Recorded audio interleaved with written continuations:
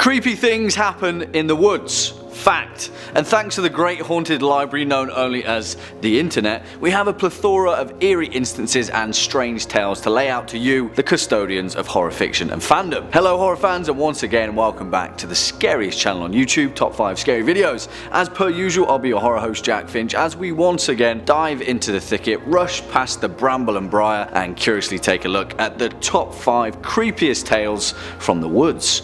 Roll the clip.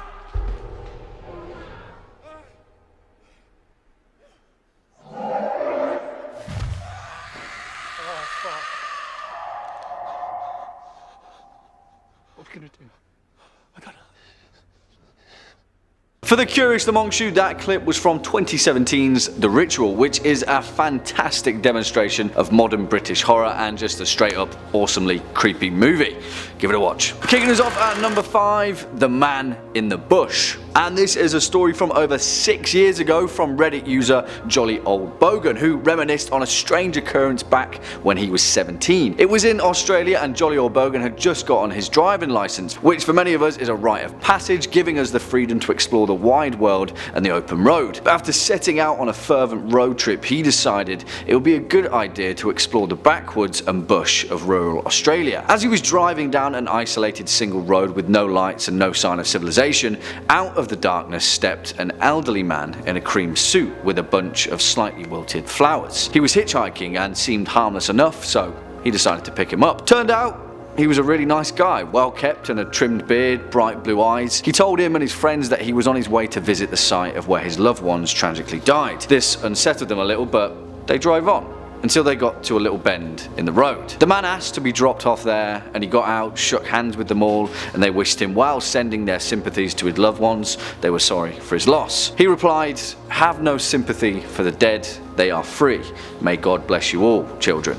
And with that, he turned, walked straight into the dense bush, and disappeared within 6 steps. It was as if the darkness had just swallowed vision of him, and he was gone. Coming in at number 4, The Hermit. And this story comes from Reddit user Norazi J, and it's a startling reminder that out in the deep woods, things are a lot more mysterious than they may seem. As he explains, his grandpa had a hunting buddy way back in the 70s who basically was a hermit in the woods of the Pacific Northwest. This guy had an open floor single room cabin built on stilts on an incline that had a 10-foot balcony from the base on stilts with no stairs or ladder to climb up on. That bit's important, you'll find out why. Anyway, Norazi J's grandpa spent a few weeks with him out in the deep woods of the Cascade Mountains while they did some hunting. His grandpa claimed that he'd known this man for a long time and that he didn't have the personality to lie.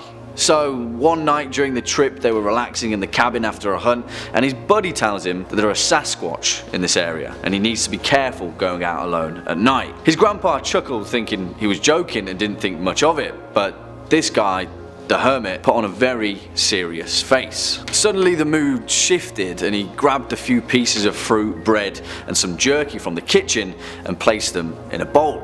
He took the bowl out to the balcony on high stilts with no ladder or stairs and sat it on the edge.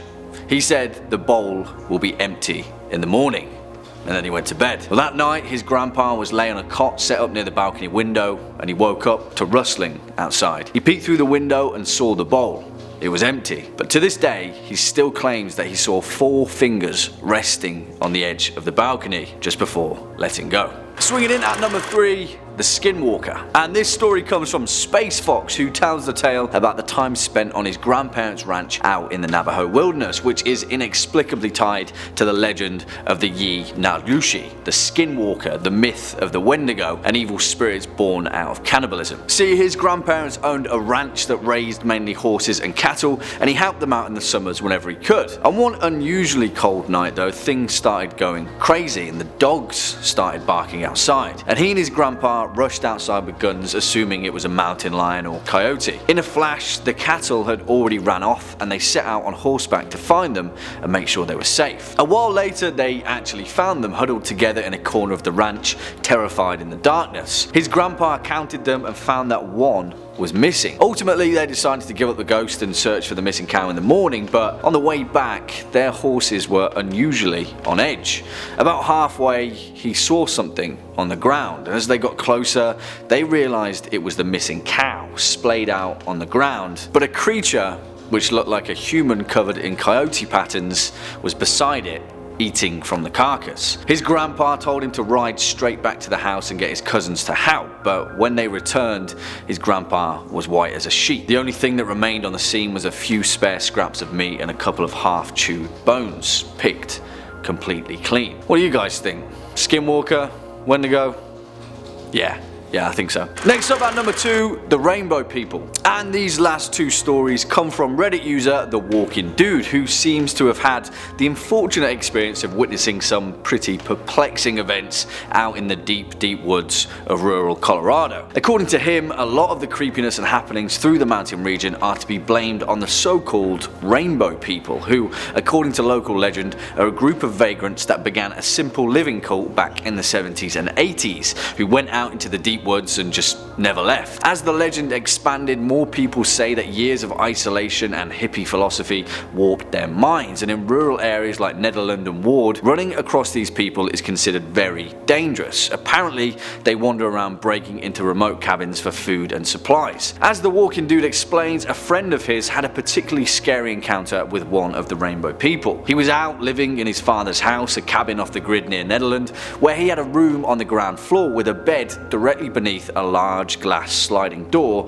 that faced out into the deep woods. One night he was woken by the sound of tapping, but blamed it on the wind. He checked his watch, it was around midnight, so he turned on his side and fell back asleep. About an hour later, he woke up again to the same tapping. But then he realized that there was no wind that night. All of the trees were still. He snapped awake, grabbed his handgun, and in front of him, 5 feet on the other side of the glass door, was a frail, hairy, dirty man with tattered clothing and bloodshot eyes staring right at him. At the first sight of the gun, the guy scarpered back into the thicket, but he'd been standing there for more than an hour, tapping and staring through the glass window. Spooky. And finally, our number 1 spot, the elk. And the credibility of this story is what makes it so terrifying, but I'll let you all decide for yourselves. Again from Reddit user The Walking Dude, who tells the tale of his relative, Greg, who was a decorated Green Beret and an incredibly capable wilderness survivalist. Despite his status as a huge badass, Greg was a teddy bear, an incredibly humble and kind person who relaxed by camping and hunting out in the remote Colorado landscape. On one particular occasion in late October, he was hunting elk in the Indian Peaks for a few days, and on his first day, after hours of no luck, he spied one of the most beautiful elk he'd ever seen. A monarch with 8 pointed antlers, a huge, majestic creature. He took the shot, and of course it was perfectly precise. He could see the elk's body lying in the grass through the trees, but as he ran over to analyze his kill, he noticed that there was something else beside it. On first glance it looked like another elk, antlers and all, gently nuzzling down at the dead elk's body, which was strange, they'd usually scarper. As Greg approached, it snapped its head up and stared right at him.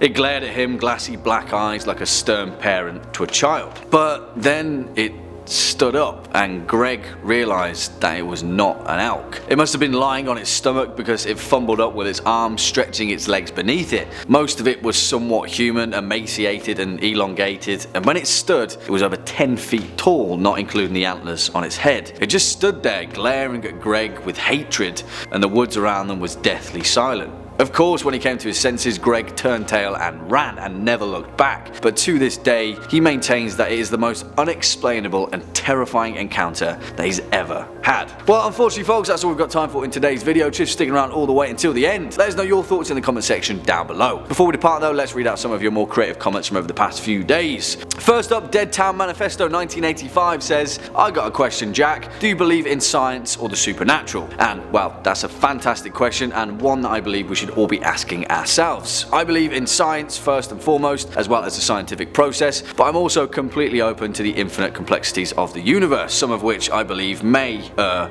on the realm of the supernatural. So, I hope that's a good enough answer for you. Next up, Gurney Face says, Hi Jack, I'd just like a shout out please. No worries Gurney Face. You got it, bud. Well, there we have it, horror fans. If you're a fan of this video, make sure to hit that thumbs up button, as well as that subscribe bell, and I'll be seeing you in the next one. As always, I've been your horror host, Jack Finch. You'll be watching top 5 scary videos, and until next time, you take it easy.